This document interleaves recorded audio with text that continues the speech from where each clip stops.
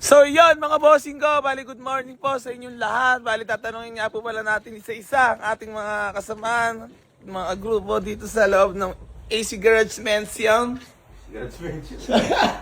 Do, kamusta naman kagabi do? Solid, siyempre, lagi naman. Okay.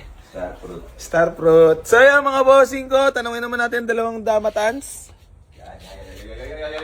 Ito yan, umiihi na. Anong pakiramdam natin kagabi, boss? Happy! Happy?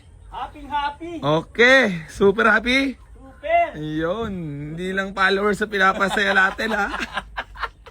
Kamusta na? watch over! Details talaga. Tails! Detalyado no? No, puto lagi. Sabi ko sa'yo. Harap likod! Hindi na. Ayun, tinatawag na, ayun na tinatawag na, fresh in and out. Fresh as fuck. Masarap magpa-detail. Talaga naman. Luminis ka. Oo, dinitil lagi. Blooming ka nga. Dati liya to eh. Oh. Ngayon, namula-mula konti. Aray mo.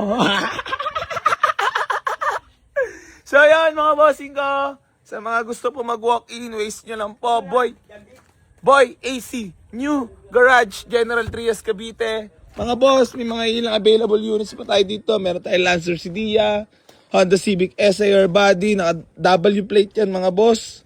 Manual transmission, meron din tayong Nissan Almera na 2016. Manual transmission din yan. Meron din tayo dito ang Kia Rio na 2016 model. Manual transmission, mababa rin auto niyan, parehas nun. Tapos meron tayo dito ang Honda Civic Bigote para sa mga bagets. Gusto ng pamorma, shoot na shoot to. Ang gwapo na ito. Tapos meron tayo dito ang Honda Jazz na local. Manual din yan mga boss. So walk-in lang kayo dito Ayan si black and white black and white. Paano mag-available units? Walang units.